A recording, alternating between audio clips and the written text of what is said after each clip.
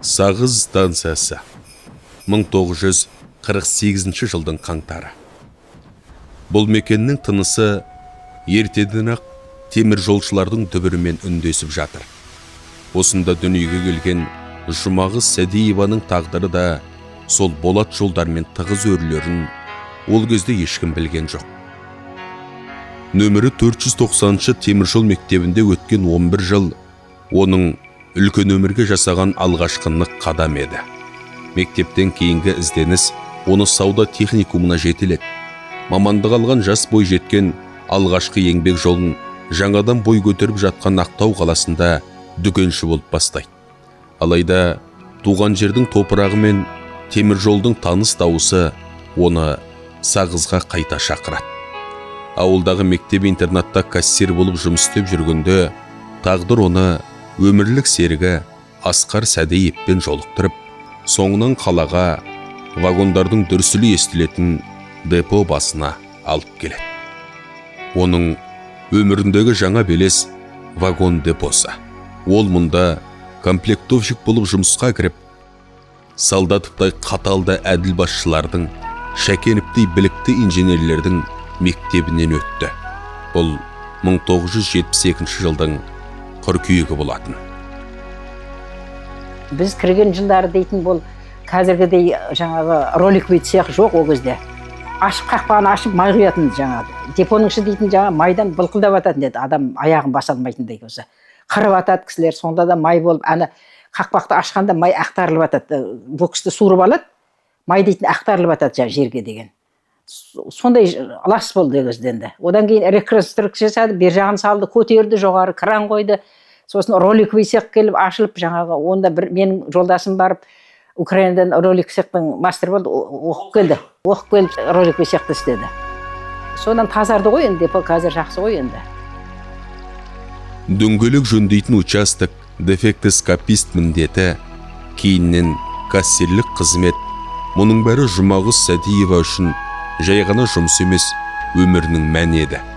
Тіпті жолдасы Асқар Кетешұлы Украинада оқып келіп, жаңадан ашылған роликті цехта еңбек еткенде, ол да жарымен иық тіресіп, 2008 жылы құрметті демалысқа шыққанша осы қара шаңыраққа адал қызмет етті. Тәртіп қой енді, бірінші тәртіп жаңағы еңбекке берілу, сол беріліп істедік қой енді. Тіпті бір бастық келген, ол да бір 10 күн қатарынан ночқа шығарды. Соның жұрттың бәрі қарсы болды жаңағы. Енді біз соны істеп, 10 күн семьямыз тастап, күнде 10 күн ночқа барып та істеп жүрдік. Бәріне шыдадық, шыдамлық керек енді. Ол кезде біз осындай газ да жоқ, ол кезде көмір тасимыз, от жағамыз, ағаш тасимыз, мал бағамыз, сиыр сауамыз, соның бәріне қиыншылыққа шыдап, осындай халге жеттік. Енді Аллаға шүкір, пенсиямызды алып жатырмыз енді жақсы. Осындай халға жеткіздік енді, еңбегіміздің арқасында, ерінбегеннің арқасында, шыдамдылықтың арқасында. Өсірдік, осы үйді өзіміздің қолымызбен салдық 98-де. Жалпы Жұмағыз Сәдиеваның өзі де нағыз темір жолшылар династиясынан шыққан десе де болады. Оның аға інілері, бауырлары мен келіндеріне дейін осы саланың отымен кіріп, күлімен шыққандар. Сондай-ақ сонау 1971 жылы өзі келін болып түскен әулеттен тарағандар да темір жолдың әртүрлі бағытында машинист, инженер және тағы сол секілді салаға тиесілі әртүрлі қызмет атқарып, әулет абыройын асқақтатып келеді. Солардың бірі Жаңылсын Асқар қызы Сәдиева. Оның өмірі де сонау 1976 жылы темір жолдың гүрілі мен вагондардың дүрсілімен бірге басталды. Ол дәл осы вагон депосының іргесінде дүниеге келіп, бала күннен болат жолдың тынысын сезініп өсті. Бұл мекен оның тек туған жері емес, болашақ тағдырының темір қазығы еді. Жаңылсын Асқар қызының еңбек жолы 1995 жылы 20-ға толмаған шағында дөңгелек роликті цехтан басталды. 5 жыл бойы дефектоскопшы болып еңбек етіп, металдың сырын ұқты, техниканың тілін меңгерді. Күндіз жұмыс істеп, түнде білім іздеген ол Ресейдің Самара қаласындағы жоғары оқу орнын сырттай тәмамдады. Қолына диплом алған соң, кәсіби біліктілігін одан әрі шыңдай түсті. 2003 жылы Жаңылсын Сәдиева пайдалану депосына ауысып, вагон қараушының жауапты міндетін арқалады. Табаны күректей 16 жыл бойы даланың ыстық суығына қарамай, әр вагонның қауіпсіздігін жіті тексерді. Ал 2019 жылдан бастап оның біліктілігі мен тәжірибесі кеңсе жұмысына ұласты. Алдымен жетекші инженер-технолог, кейіннен еңбекті қорғау жөніндегі инженер қызметін атқарып, қауіпсіздік мәдениетін қалыптастыруға өз үлесін қоса бастады. 28 жыл. Бұл Жаңылсын Асқарқызының теміржол саласына арнаған ғұмыры. Ол үшін бұл жұмыс жай ғана қызмет емес, ата-анасының аманаты, мақтанышы. Енді мен папам жасады, мамам жасады, әжем де бұл жұмыста жасады, ағам да жұмыс жасады. Мысалы, қазір енді пенсияда ғой ағам да. Апам да жұмыс жасады. Олар енді қазір пенсияға кеткен адам. Қазіргі уақытта өзім туған апам сол жерде жұмыс жасауда. Күйеу балам да жұмыс жасайды сол жерде, сол салада, теміржол саласы.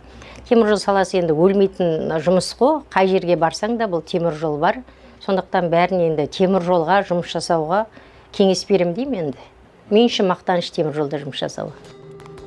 Жаңылсын Сәдиева санамалап өткен туысқандардың бірі күйеу баласы Аманжол Асмағамбетов. Оның тағдыры теміржолмен 2007 жылы тоғысты. Негізі құрылыс мамандығын бітірген жас маман Болат жолдың бойындағы жұмысқа слесарь болып кірді. Дөңгелек шашу, ауыр темірдің тілін табу оның алғашқы мектебі еді. Содан бері 19 жыл зулап өтті. Бүгінде Аманжол осы салада ысылған өз ісінің нағыз шебері. 2021 жылдан бастап Аманжолдың еңбек жолы жаңа арнаға бұрылды. Ол қазір есепке алушы техник, депоға келіп кететін вагон дөңгелектерін қабылдау, оларды цехқа бағыттау немесе тиеп жіберу тікелей Аманжолдың жауапкершілігінде. Бұрынғыдай ауыр жұмыс емес, бірақ асқан ұқыптылықпен қырағылықты талап ететін қызмет. Ол депоның үлкен механизміндегі әрбір дөңгелектің жеке куәлігін қадағалайтын маман. Теміржол саласы жыл санап жаңарып келеді. Аманжол осы өзгерістердің тікелей куәгері. Бұрынғыдай қалың журналдар мен қолмен жазылатын есептер келмеске кеткен. Көп нәрсе өзгерді ғой. Өзгерістер бар, әрине. Жаңағындай мына кезінде мынандай приходтар планшетпен болған жоқ қой. Бұрын осылай келіп қағазбен ручной жазып аламыз, ручной журнал бар, сол журналға тіркейміз.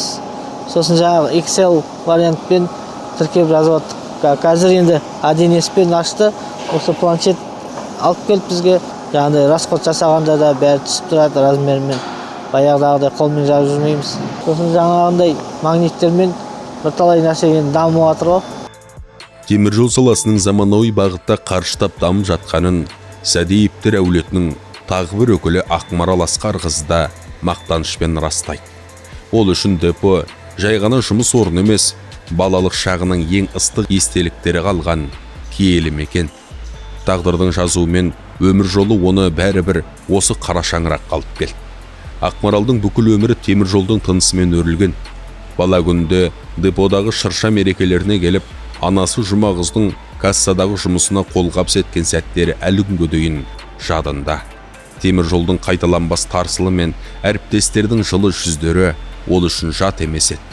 Ол осы ортада өсіп, осы ортаны танып білгендіктен оның бұл саланы таңдауы заңдылық болатын.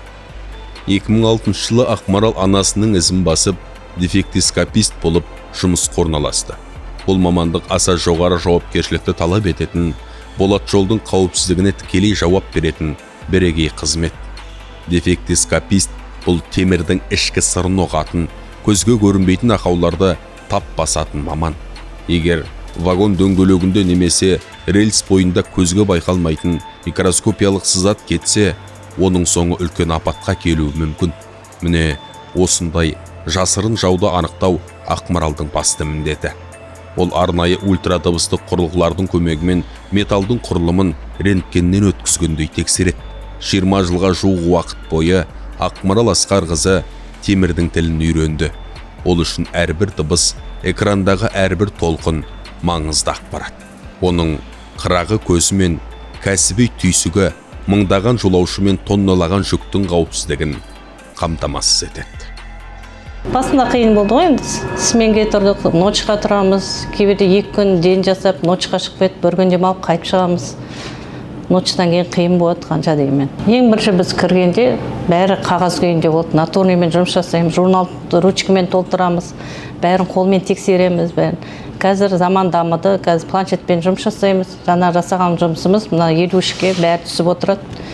Осыдан қарап отырамыз, қалай түсті, қалай не істеді. Сосын 3 жыл сайын неде оқимыз, сертификат аламыз, білімімізді жоғарылатып сөйтіп отырамыз. Кез келген ұжымда маманның қадірін ісіне қарап, ал біліктілігін басшысының берген бағасына қарап білуге болады. 20 жыл бойы депоның қауіпсіздік сүзгісінде тапжылмай еңбек еткен Ақмаралдың кәсіби шеберлігі туралы оның тікелей жетекшісі де мақтанышпен айтады.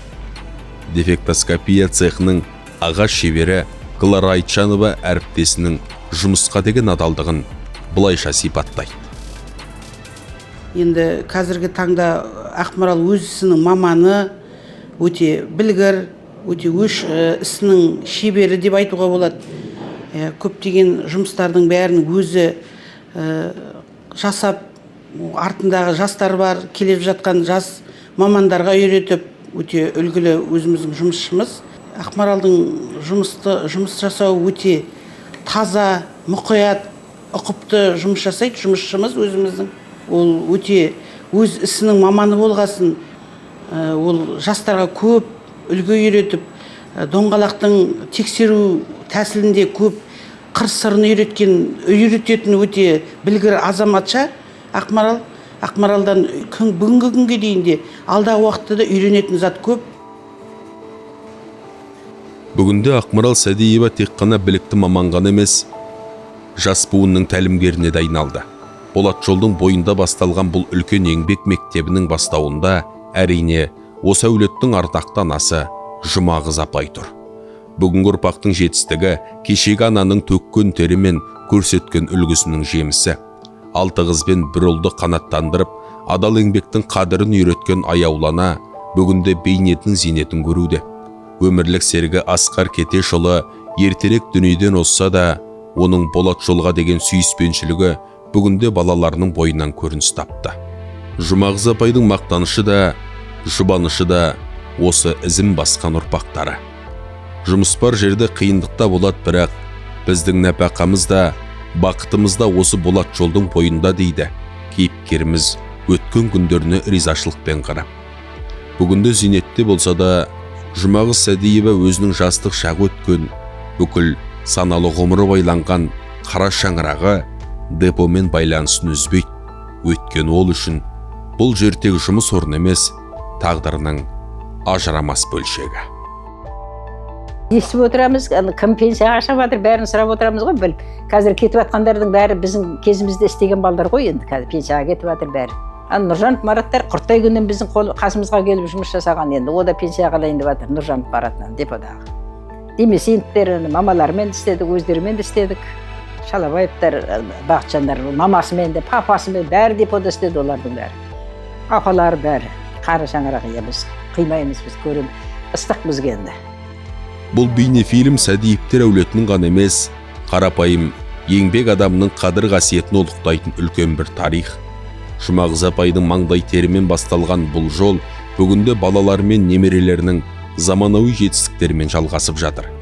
Қолмен жазылған журналдар планшетке, ауыр қара жұмыс цифрлы технологияға алмасқанымен, бұл әулеттің Болат жолға деген қастерлі махаббаты мен жауапкершілігі еш өзгерген емес.